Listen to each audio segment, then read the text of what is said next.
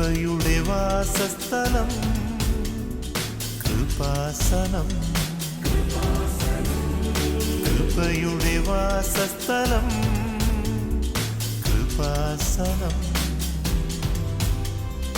വേദനിക്കുന്നവർക്കെന്നും ആത്മധൈര്യത്തിനഭിഷേകം, വചനത്തിനഭിഷേകം, ആത്മസൗഖ്യത്തിനഭിഷേകം.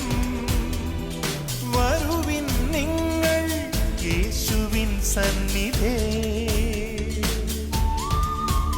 അവനേകും സാന്ത്വനം. കൃപയുടെ വാസസ്ഥലം കൃപാസനം. കൃപയുടെ വാസസ്ഥലം കൃപാസനം.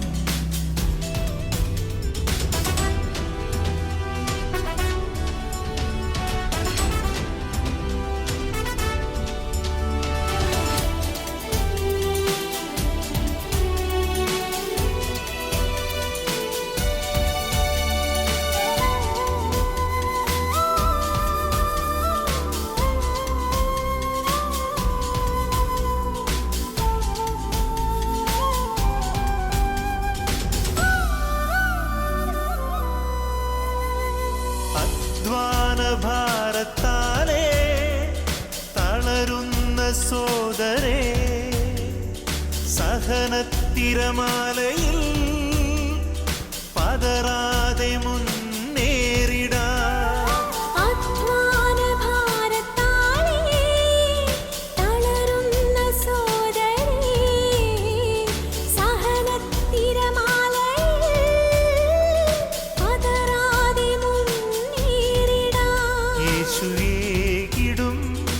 അഭിഷേകം സാന്ത്വനാഭിഷേകം. യേശുവേകിടും അഭിഷേകം സാന്ത്വനാഭിഷേകം. ആരാധ്യൻ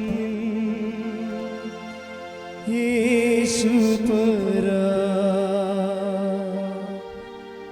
വണങ്ങുന്നു ഞാൻ പ്രിയനേ.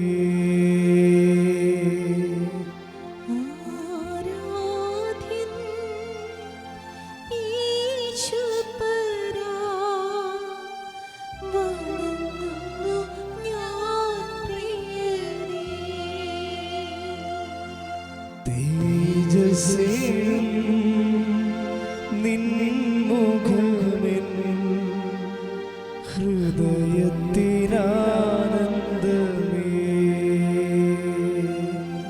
പരിശുദ്ധ പരമ ദിവ്യകാരുണ്യത്തിന് എന്നേരവും ആരാധനയും സ്തുതിയും പുകഴ്ചയും ഉണ്ടായിരിക്കട്ടെ. പരിശുദ്ധ പരമ ദിവ്യകാരുണ്യത്തിന് എന്നേരവും ആരാധനയും സ്തുതിയും പുകഴ്ചയും ഉണ്ടായിരിക്കട്ടെ. പരിശുദ്ധ പരമ ദിവ്യകാരുണ്യത്തിന് എന്നേരവും ആരാധനയും സ്തുതിയും പുകഴ്ചയും ഉണ്ടായിരിക്കട്ടെ.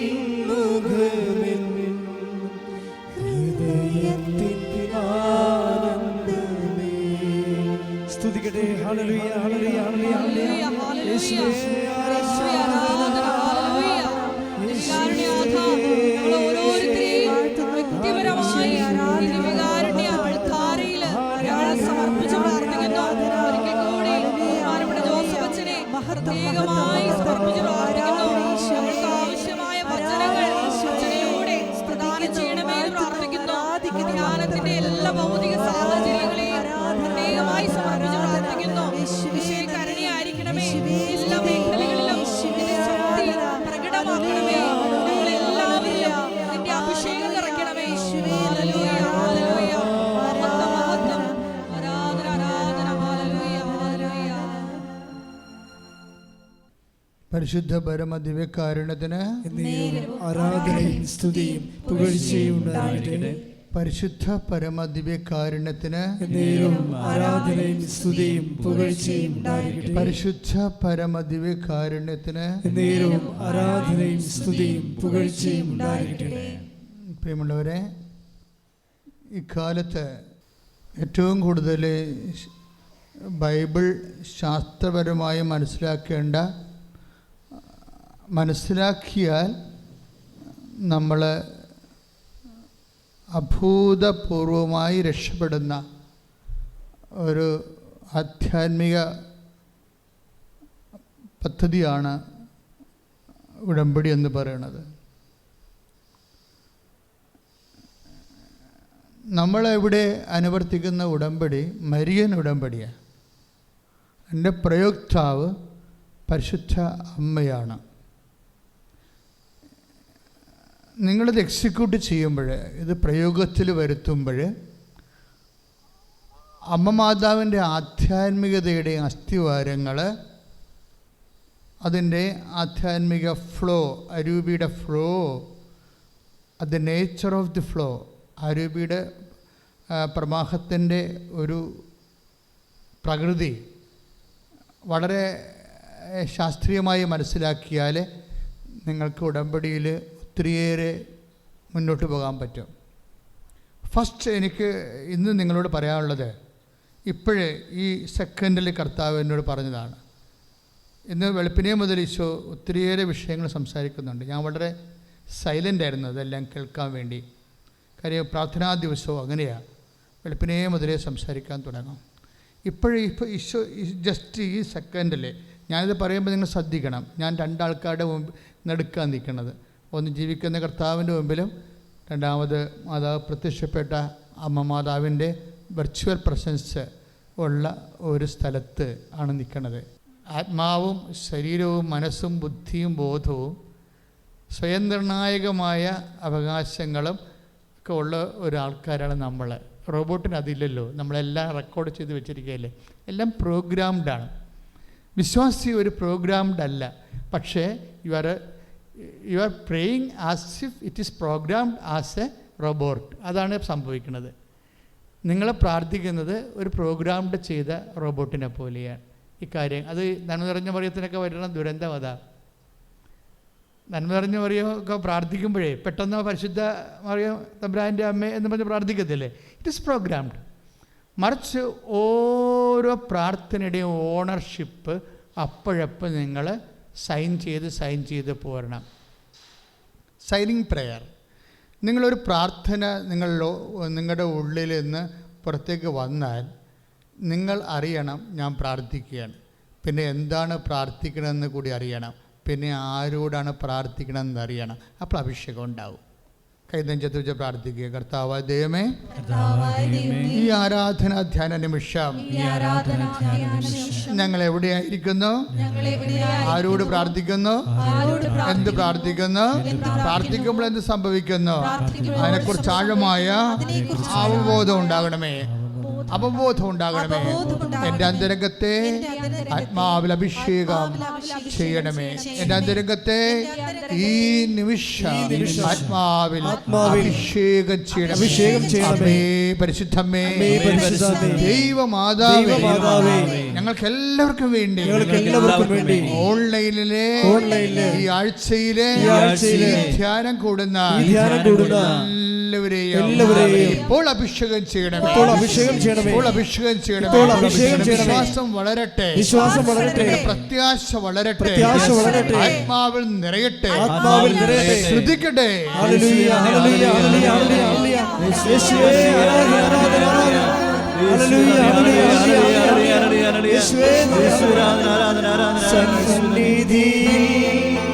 വസിച്ചോട്ടെ പാദങ്ങൾ ചുംബിച്ചോട്ടെ, സന്നിധിയിൽ വസിച്ചോട്ടെ പാദങ്ങൾ ചുംബിച്ചോട്ടെ. ആരാധന യേശുപരാ, വണങ്ങുന്നു ഞാൻ പ്രിയനേ.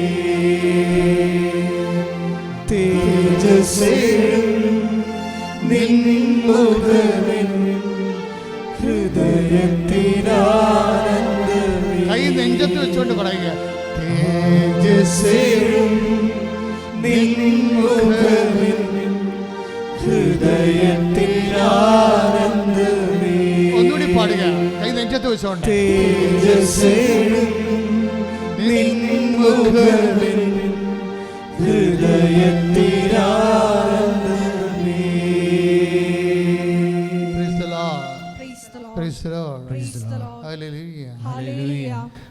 അതായത് നമ്മൾ ചെയ്യുന്നത് മരിയൻ ഉടമ്പടിയാണ്. മരിയൻ ഉടമ്പടി ചെയ്യുമ്പോൾ മറ്റ് പ്രാർത്ഥന രൂപങ്ങളും ഉടമ്പടിയും തമ്മിലുള്ള ഇഫക്ട്സുകൾ എന്താണെന്ന് മനസ്സിലാക്കണം ആദ്യമായിട്ടും. കാര്യം ഉടമ്പടിയും ഒരു നൊവേനയും തമ്മിലൊക്കെ ഭയങ്കര വ്യത്യാസമുണ്ട്. ഇതൊന്നും അറിയാത്ത ആൾക്കാർ ഉടമ്പടിയും ചെയ്യും, ഇപ്പോൾ എവിടുന്നല്ല അവിടെ പോയി ഓരോ സ്ഥലങ്ങളിൽ പോയി നൊവേനയും നടത്തും. ഇങ്ങനെ കറക്ക ക്രിസ്ത്യാനിയെ ഞങ്ങളിവിടെ അക്സെപ്റ്റ് ചെയ്യത്തില്ല. കാര്യം എന്താ? ഇത് ദൈവമായിട്ടൊരു ഉടമ്പടിയാണ്. ഉടമ്പടി എടുത്താൽ ഉടമ്പടി അവർക്ക് ബോധ്യം ഉണ്ടെങ്കിൽ അവർ മര്യാദക്ക് അതിൽ തന്നെ ഫോളോ ചെയ്ത് പോരും. കാര്യം ഇത് നെവർ എ പ്രെയർ ഫോം, ഒരു പ്രാർത്ഥനാ ഫോം അല്ല ഇത്. ഇതെന്താണ്? ദൈവം ഒരു കക്ഷി, നീ ഒരു കക്ഷി അല്ലേ? ദൈവവും നീയും തമ്മിലുള്ള ഒരു ബൈലാറ്ററൽ എഗ്രിമെൻ്റാണ് ഉടമ്പടി. എന്താ കാര്യം? ഇതൊരു പ്രാർത്ഥനാ രൂപമല്ല. ഇതെന്ന് പറയുന്നത് ഒരു പദ്ധതിയാണ്. പദ്ധതി ഒരു മനുഷ്യൻ കണ്ടുപിടിച്ച പ്രാർത്ഥനാ രൂപമല്ല ഇത്. ഇതിൻ്റെ പ്രൈമറി ഇനിഷ്യേറ്റീവ് ആരാണ്? ഉടമ്പടിയുടെ പ്രൈമറി ഇനിഷ്യേറ്റീവ്, പ്രാഥമിക പ്രയോക്താവ് ആരാണത്? ദൈവമല്ലേ? എവിടെയെല്ലാം ഉടമ്പടി തുടങ്ങിയിട്ടുണ്ടോ അവിടെയെല്ലാം ദൈവമാണ് മുൻകൈ എടുത്തിരിക്കുന്നത്. ദൈവം മുൻകൈ എടുത്ത വേറെ ഒരു പ്രാർത്ഥനയുള്ള കുർബാന മാത്രമേ ഉള്ളൂ, വേറെ ഒന്നുമില്ലല്ലോ. അതൊരു ഉടമ്പടിയാണ്. ദൈവം മുൻകൈ എടുത്ത് ചെയ്ത ഈ മരിയൻ ഉടമ്പടിയല്ല, അത് വേറെ ഒരു പ്രാർത്ഥനയേ ഉള്ളൂ. എന്താണത്? അത് പരിശുദ്ധ കുർബാനയാണ്. അതൊരു ഉടമ്പടിയാണ്. അത് നിത്യതയെ ബാധിക്കുന്ന ഉടമ്പടിയാണ്. മരിയൻ ഉടമ്പടി ഭൗതികമായ വിഷയങ്ങളെ കൂടുതൽ ഉന്നമനത്തിൽ കൂടുതൽ ഫോക്കസ് ചെയ്യുന്നൊരു പ്രാർത്ഥനയാണ്. പരിശുദ്ധ കുർബാന ഈശോ സ്ഥാപിച്ചത് ഭൗതികമായ ഉന്നമനത്തെ അല്ല അത് ഫോക്കസ് ചെയ്യണത്. പിന്നെന്താണ്? നിത്യതയാണ് ഫോക്കസ് ചെയ്യണത്. തമ്മിൽ മനസ്സിലാക്കണം. പിതാക്കന്മാർ മരുഭൂമി വെച്ച് മന്ന ഭക്ഷിച്ചു എന്ന് ഞാൻ എപ്പോഴും പറയും. അതുപോലല്ല ഈ അപ്പം. അപ്പം ഭൗതികമല്ല എന്നർത്ഥം ഉറപ്പല്ലേ? ഉറപ്പല്ലേ? കുർബാന ഭൗതികമല്ലെന്ന് ഉറപ്പല്ലേ? പിതാക്കന്മാർ മരുഭൂമി വെച്ച് മന്ന ഭക്ഷിച്ചു, അതുപോലെ അല്ല ഈ അപ്പം. Read the vertical. Sudhikada hallelujah. Jesus hallelujah. Hallelujah. Hallelujah.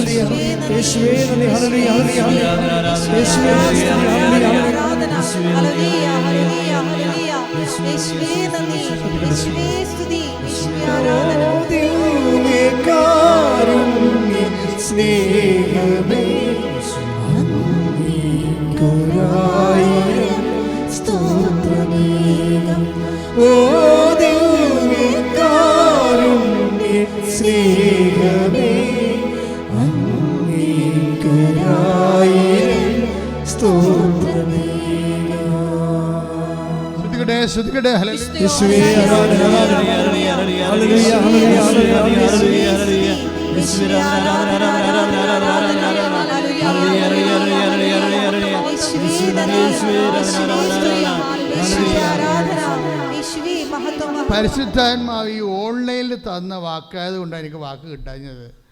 അതാണ് വായിക്കാൻ പറഞ്ഞത്. വിശുദ്ധ യോഹന്നാന്റെ സുവിശേഷം 6-ാം അധ്യായം 49 മുതലുള്ള തിരുവചനങ്ങൾ. നമ്മൾ അധികം ശ്രദ്ധിക്കാത്ത കുർബാനയുടെ ഒരു വാക്കാണിത്. വിശുദ്ധ യോഹന്നാന്റെ സുവിശേഷം 6-ാം അധ്യായം 49-ാമത്തെ തിരുവചനം. Read it. നിങ്ങളുടെ പിതാക്കന്മാർ മരുഭൂമിയിൽ വെച്ച് മന്ന ഭക്ഷിച്ചു, എങ്കിലും അവർ മരിച്ചു.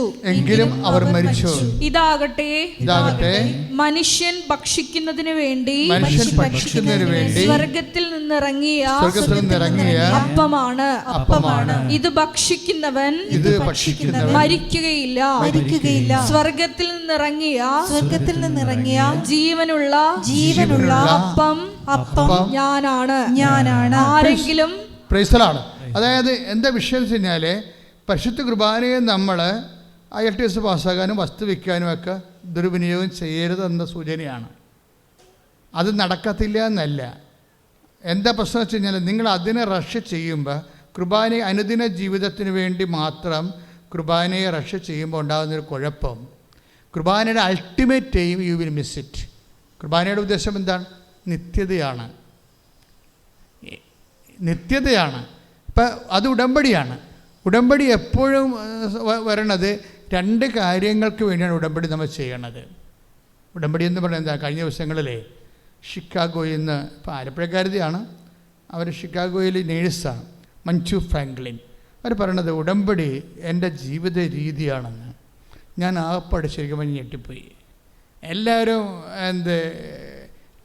മക്കളെ കിട്ടി, ജോലി കിട്ടി എന്നൊക്കെയാണ് പറയണത്.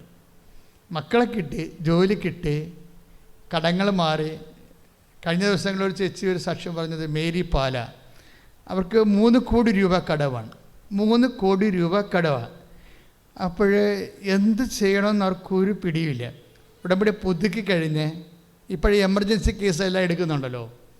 എമർജൻസി ആയാൽ മതി, അതിൻ്റെ രേഖ ഉണ്ടെങ്കിൽ അപ്പം തന്നെ ഞാൻ നിങ്ങളെ വിളിച്ച് സംസാരിക്കും. പണ്ടങ്ങനെ ചെയ്യത്തില്ലായിരുന്നു. പണ്ട് ഉടമ്പടി 3 പുതുക്കിയിട്ട് ഉടമ്പടി തന്നെയാണ് അവർ നിൽക്കുന്നതെന്ന് എനിക്ക് ഉറപ്പ് വന്നാൽ മാത്രമേ അവരെ വിളിക്കത്തുള്ളായിരുന്നു. ഇപ്പം അങ്ങനെയല്ല. ഉടമ്പടി ഇന്നാണ് നിങ്ങൾ ഉടമ്പടി എടുത്തത്, പക്ഷേ വിഷയം നിങ്ങളുടേത് ഭയങ്കര ഗൗരവമുള്ളതാണെങ്കിൽ നിങ്ങൾക്ക് ഇനി മുന്നോട്ട് പോകാൻ പറ്റത്തില്ലെങ്കിൽ അപ്പം വിളിപ്പിക്കും. പക്ഷേ നിങ്ങളുടെ ഡോക്യുമെൻ്റ് കരുതിയേക്കണം. കൃപാസനത്തിൽ വരുമ്പോൾ നിങ്ങൾ എപ്പോഴും ശ്രദ്ധിക്കേണ്ട ഇതാണ്, എന്ത് ഡ്രാസ്റ്റിക് കണ്ടീഷനാണ് നിങ്ങൾ പോകുന്നത്, അതിൻ്റെ ഡോക്യുമെൻ്റ് കരുതണം. ആ ഡോക്യുമെൻ്റ് ഓഫീസിൽ കാണിച്ചാൽ പിന്നെ തർക്കിക്കേണ്ട, വിശദീകരിക്കേണ്ട, കരയേണ്ട ആവശ്യമൊന്നുമില്ല. ചില ആൾക്കാർ കരഞ്ഞൊക്കെ പറയും. അങ്ങനെ കരേണ്ട ആവശ്യമില്ല. എന്ത് കാര്യത്തിലാണ് ഇപ്പോൾ കരയേണ്ടത്? അപ്പോൾ നിങ്ങൾ നിങ്ങളുടെ ഡോക്യുമെൻ്റ് കാണിക്കുക. ഇത് ജപ്തി നടപടി ഇതാണ് അടുത്ത ആഴ്ച ഓപ്പറേഷനാണ്, മറ്റൊന്ന് സ്കാനിങ് ആണ്. മറ്റൊന്ന് സ്കാനിങ് ആണെന്നൊക്കെ പറഞ്ഞു കഴിയുമ്പോൾ ചിലപ്പോൾ ഈ ഒറ്റ പ്രാർത്ഥന കഴിയുമ്പോൾ സ്കാൻ കാണത്തില്ല. കഴിഞ്ഞ ദിവസങ്ങളൊരു സാക്ഷ്യം ഉണ്ടായത്, അവിടെ സാക്ഷ്യം നെയ്യാറ്റിൻകര റീന എന്നായിരുന്നു. അവരുടെ ഭർത്താവ് ഇങ്ങനെ ചെരിഞ്ഞ് പോകും. പെട്ടെന്ന് സംഭവിക്കണം, ചെരിഞ്ഞ് പോകും. അപ്പോൾ ഇവരെ കൊണ്ട് CT സ്കാൻ ചെയ്തപ്പോൾ ഇവരുടെ ബ്രെയിൻ്റെ അകത്തൊരു മുഴ സിസ്റ്റം വളർന്നു വരികയാണ്. അത് ഓപ്പറേറ്റ് ചെയ്ത് കഴിഞ്ഞാൽ പാരലൈസ് ആവും. അപ്പോൾ റിസ്ക്കിയാണ്. എത്ര നാളിങ്ങനെ കിടക്കുമെന്ന് അറിയത്തില്ല. ഈ ഇതുപോലെയൊക്കെ വെൻറ്റിലേറ്ററിലൊക്കെ കിടക്കുമെന്ന് അറിയത്തില്ല. അപ്പോൾ ഇവർക്ക് ഭയങ്കര പേടി, സങ്കടമൊക്കെ ആയി. കാര്യം 10-8 ലക്ഷമൊക്കെ രൂപ മുടക്കിയാലേ ആളെ കിട്ടിയാൽ എങ്ങനെ എത്ര കാലം കഴിയുമ്പോഴൊക്കെ ജോലിക്ക് പോകാൻ പറ്റും? ഇന്ന് ജോലിക്ക് പോകാൻ തന്നെ പറ്റുമോ? അവരുടെ മനസ്സിൽ ഒന്ന് കണ്ടുകൊണ്ടിരുന്നാലെങ്കിലും മതി. ഭർത്താവ് ആളെ ജോലിക്ക് പോയില്ലെങ്കിൽ ഒന്ന് കണ്ടുകൊണ്ടിരുന്നാലെങ്കിലും മതി എന്ന രീതിയിൽ ആ അവസ്ഥയിലേക്ക് വരുന്നതാണ്. പക്ഷേ ഒറ്റ പ്രേയർ കൊണ്ട് 2 CT സ്കാൻ കാണുമ്പോൾ ആ മുഴ അവിടെ ഉണ്ട്. അതിന് ഓപ്പറേഷൻ ഡേറ്റ് നിശ്ചയിച്ചു. പക്ഷേ ഉടമ്പടി എടുത്ത് ഒരു പ്രേയർ കയ്യൊപ്പ് പ്രാർത്ഥന കഴിഞ്ഞിട്ട് പിന്നീട് പോയി ഓപ്പറേഷന് മുമ്പ് MRI എടുക്കുമ്പോൾ ആ സിസ്റ്റം അവിടെ ഇല്ല. ഇത്രയും സ്പീഡായിട്ടാണ് നമ്മൾ കാര്യങ്ങൾ ചെയ്യണം. നിങ്ങൾ ആ സാക്ഷി കിടക്കുന്നുണ്ട്, വായിച്ചു നോക്ക്. റീന, അവർ നെയ്യാറ്റിൻകര എന്നുള്ള സാക്ഷിയാണ്. അപ്പോൾ ഈ ചേച്ചിയുടെ മേരി ചേച്ചി ഈ മാസം തന്നെ സാക്ഷ്യം പറഞ്ഞ ആളാണ്. ഏത് മാസം? ഇത് ജൂൺ മാസം. അപ്പോൾ ഈ ജൂൺ മാസത്തിൽ തന്നെയാണ് മേരി സാക്ഷ്യം പറഞ്ഞത്. ഇതൊക്കെ നിങ്ങളോട് പറയണേ എന്തിനാണെന്നറിയാവോ? ഞാൻ ഇങ്ങനെ ചിന്തിച്ച് ആലോചിച്ച് അത് പറയണം ഇത് പറയണം പറഞ്ഞാൽ അങ്ങനെ പറയാൻ പറ്റത്തില്ല. ഉടമ്പടി ധ്യാനത്തിൽ ദൈവം സംസാരിക്കും. നിങ്ങൾ ഏത് ഡ്രാസ്റ്റിക് കണ്ടീഷനിലാണ് ഇരിക്കണമെങ്കിലോ മാതാവ് ജീവനോടെ പ്രത്യക്ഷപ്പെട്ട ഇടത്തേക്ക് ദൈവം നിങ്ങളെ വിളിച്ചുകൊണ്ട് വന്നിരിക്കുകയാണ്. നിങ്ങൾ വന്നതല്ല. ദ പ്രൈമറി ഇനിഷ്യേറ്റീവ്, നിങ്ങൾ ഏത് ജാതി ആയാലും ശരി, മനുഷ്യനാണോ, നിങ്ങളിവിടെ കാല് ചവിട്ടിയിട്ടുണ്ടോ, അത് ദൈവം കൈ പിടിച്ച് കൂട്ടിക്കൊണ്ടുവന്നിട്ടാണ്. കൈ ഇടിച്ച് കർത്താൻ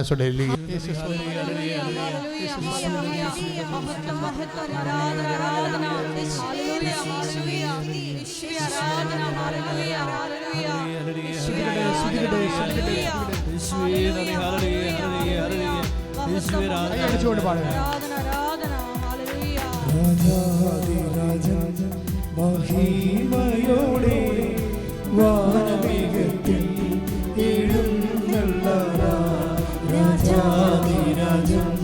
മഹിമയോടെ വാനമേഘത്തിൽ എഴുന്നള്ളാ ക്ലേശം തീർക്കുക നിത്യം വസിക്കാൻ വാസമൊരുക്കാൻ പോയ പ്രിയന്ത. ക്ലേശം തീർക്കുക നിത്യം വസിക്കാൻ വാസമൊരുക്കാൻ പോയ പ്രിയന്ത. വാസമൊരുക്കാൻ പോയ പ്രിയന്ത രാജാ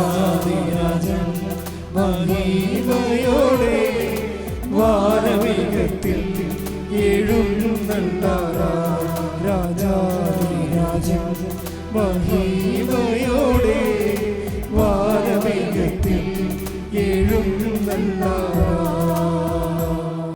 എഴുന്നേൽക്കുക. രോഗസൗഖ്യ പ്രാർത്ഥനയുടെ സമയമാണ്. കർത്താവ് നിങ്ങളെ സുഖപ്പെടുത്തുന്ന സമയമാണ്. ഒരാരാധനയുടെ കാലം എത്രയാണെന്ന് നമുക്കറിയത്തില്ലേ. കാര്യം ഇവിടെ സാക്ഷ്യം പറയാൻ വരുന്നവർ പണ്ടത്തെ ആരാധനയൊക്കെ യൂട്യൂബിൽ കൂടിയിട്ട് സാക്ഷ്യം പറയാൻ വരുന്ന ആൾക്കാർ വരുന്നുണ്ട്. കാലമില്ലാത്ത ഒരു ആരാധനയാണ് ഉടമ്പടി ധ്യാനം എന്ന് പറയുന്നത്. ഏത് ധ്യാനം എടുത്താലും നിങ്ങളുടെ പ്രാർത്ഥനാപുരം കൂടി ആ കർത്താവിൻ്റെ സാന്നിധ്യം ലഭ്യമാണ്. കാര്യം അത് കർത്താവ് പറഞ്ഞ വചനങ്ങൾ അതിൻ്റെ അകത്തുള്ളത്. കൃപാസനത്തിലെ വചനം പറയുമ്പോഴപ്പം ശ്രദ്ധിക്കേണ്ടത് കർത്താവ് സംസാരിക്കുന്ന ലിങ്കിങ്ങിലൂടെയാണ്. ഒരു വചനത്തെ എടുത്ത് കർത്താവിൻ്റെ മനസ്സ് വെളിപ്പെടുത്താൻ വേറെ വചനം നൽകിയിട്ട് ലിങ്ക് ചെയ്യും. അപ്പോൾ കർത്താവിൻ്റെ പുതിയ മനസ്സ് വെളിപ്പെടും. ഓരോരുത്തർക്കും ഓരോ സാഹചര്യം അനുസരിച്ച് കർത്താവ് അവരോട് സംസാരിക്കും. അതാണ് അഭിഷേകത്തിൻ്റെ ഒരു ഒരു ഒരു ഒഴുക്കിൻ്റെ രീതി. അതാണ്. അങ്ങനെ ഒത്തിരി പേരോട് കർത്താവ് ഇന്ന് സംസാരിച്ചിട്ടുണ്ട്. ഒത്തിരി പേർക്ക് കർത്താവ് പരിഹാരം കൊടുത്തിട്ടുണ്ട്.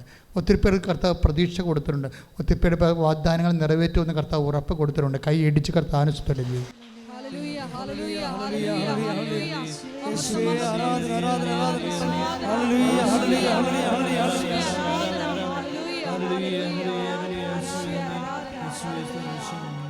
പരിശുദ്ധ പരമദിവ്യകാരുണ്യത്തിന് ഏറ്റു പ്രാർത്ഥി. കർത്താവായ ദൈവമേ, അങ്ങയുടെ നാമത്തില് ഞങ്ങള് രോഗമുള്ള വിവിധ ഇടങ്ങളിലെ ഞങ്ങളുടെ കൈകൾ വെച്ച് പ്രാർത്ഥിക്കാൻ പോകുന്ന പ്രാർത്ഥനയുടെ ഈ നിമിഷം വിശ്വാസ സഹസ്രങ്ങള് നില ആശ്രയിച്ച് പ്രാർത്ഥിക്കുന്ന ഈ നിമിഷം കർത്താവേ ഞങ്ങളുടെ കൈകളെ അങ്ങയുടെ കൈകളായി തിരുമുറുവാർന്ന അത്ഭുതകരങ്ങളായി മാറ്റണമേ. അടിപ്പിണർ പോലെ വൈദ്യുത ആഘാതം പോലെ ദൈവിക ശക്തി ഈ നിമിഷം ഞങ്ങൾ ഇറങ്ങി വസിക്കട്ടെ. ഞങ്ങൾ പൂർണ്ണമായി സൗഖ്യം പ്രാപിക്കട്ടെ. ഞങ്ങൾ പൂർണ്ണമായി വിടുതൽ പ്രാപിക്കട്ടെ. ഹൃദയ രോഗികളെ ഹൃദയഭാഗങ്ങൾ കൈവച്ച് പ്രാർത്ഥിക്കേണ്ടതാണ്. കരൾ രോഗികളെ ഹൃദയത്തിൻ്റെ അടിയിൽ കൈവച്ച് പ്രാർത്ഥിക്കേണ്ടതാണ്. ഉദര രോഗികൾ വയറ്റിൽ കൈവച്ച് പ്രാർത്ഥിക്കണം. മക്കളില്ലാത്തവരെ, സിസ്റ്റ് രോഗികളൊക്കെ ചെറുകുടലിൽ കുരുക്കമുള്ളവരും ഗർഭാശയത്തിൽ മുഴകളുള്ളവരൊക്കെ ഊടിന് താഴെ അടിവയറ്റ് കൈവച്ച് പ്രാർത്ഥിക്കണം. കിഡ്നി രോഗികൾ നടുവിൽ കൈവച്ച് പ്രാർത്ഥിക്കണം. സ്പോണ്ടിലോസിസിൻ്റെ അസുഖമുള്ളവർ, തൈറോയ്ഡ് രോഗികൾ കഴുത്തിൽ കൈവച്ച് പ്രാർത്ഥിക്കണം. ശിരസ് രോഗികൾ, ശിരസ് സംബന്ധമായ രോഗമുള്ളവർ, ശിരസിൽ മാറാത്ത തലവേദന ഉള്ളവർ, അതുപോലെ പഠിക്കുമ്പോൾ ഓർമ്മശക്തി കുറഞ്ഞുള്ളവരൊക്കെ നെറ്റിയിൽ കൈവച്ച് പ്രാർത്ഥിക്കണം. മുടി കൊഴിഞ്ഞു പോകുന്നവർ ശിരസ് കൈവച്ച് പ്രാർത്ഥിക്കണം. എല്ലാം കർത്താവ് തന്നതാണ്. കർത്താവ് തന്നു, കർത്താവ് എടുത്തു എന്ന് ജോബ് പറയുമ്പോഴേ എടുത്ത കാര്യങ്ങൾ തിരിച്ചു കൊടുക്കുന്നുണ്ട് ജോബിന്.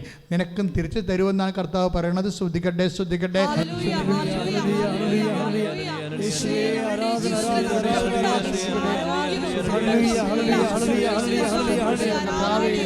ഉന്നതമായ നാമത്തിന് സ്തോത്രം ചെയ്യുന്നു. വിശുദ്ധ പൗരോഹിത്യത്തെ മഹത്വപ്പെടുത്തണമേ. സഭയിലുള്ള സാന്നിധ്യം പ്രകടമാക്കണമേ. കർത്താവേ വാതരോഗികള് കർത്താവിന്റെ നാമത്തിൽ സൗഖ്യം പ്രാപിക്കട്ടെ.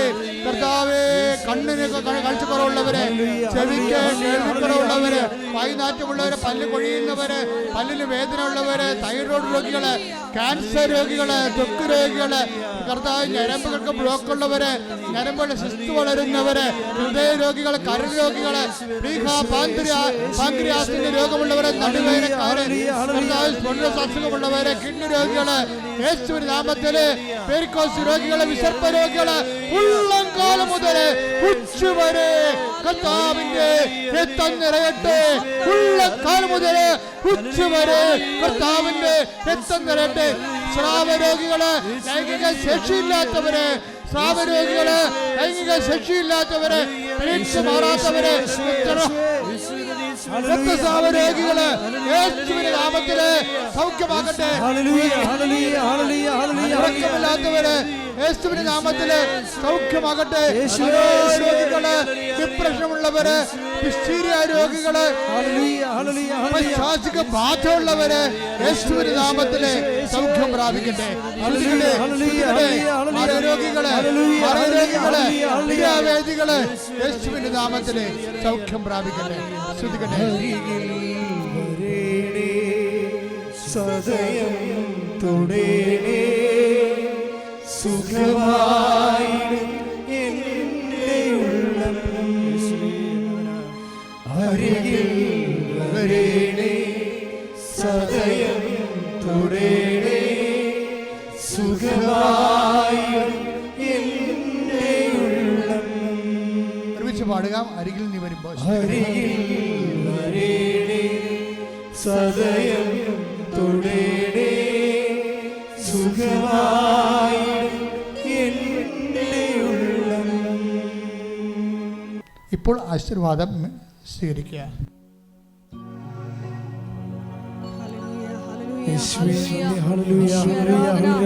എല്ലാ ഉടമ്പടി നിയോഗങ്ങളെയും പ്രതീക്ഷയായ പരിശുദ്ധ അമ്മയുടെ മധ്യസ്ഥതയില് ദിവികാരുണ്യനാഥന്റെ മുന്നിൽ സമർപ്പിക്കുന്നു. എല്ലാവരെയും ഇതിന്റെ പ്രത്യക്ഷീകരണത്തിന്റെ സാക്ഷികളായി എത്രയെന്ന് പ്രാർത്ഥിച്ചുകൊണ്ട് ശിരസ് നമിച്ച് നമുക്ക് ആശീർവാദം സ്വീകരിക്കാം. ഹല്ലേലൂയ, ഹല്ലേലൂയ, മഹത്വം, മഹത്വം, ആരാധന, ആരാധന, hallelujah, hallelujah, hallelujah, hallelujah, hallelujah, മഹത്വം, മഹത്വം, ആരാധന, ആരാധന, ഹല്ലേലൂയ, ഹല്ലേലൂയ, യേശുവേ ആരാധന, യേശുവേ ആരാധന, യേശുവേ നന്ദി, യേശുവേ ആരാധന, യേശുവേ സ്തുതി, ഹല്ലേലൂയ, ആരാധന, ആരാധന, ഹല്ലേലൂയ, ഹല്ലേലൂയ, യേശുവേ നന്ദി, യേശുവേ ആരാധന, ഹല്ലേലൂയ. പരിശുദ്ധ പരമമാ ദിവ്യകാരുണ്യമേ എന്നുമെന്നും അങ്ങേയ്ക്കാരാധന. പരിശുദ്ധ പരമമാ ദിവ്യകാരുണ്യമേ എന്നുമെന്നും അങ്ങേയ്ക്കാരാധന.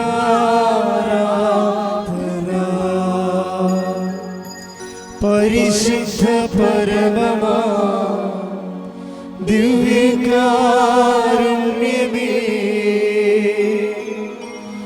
എന്നുമെന്നും അങ്ങേയ്ക്കാരാധന.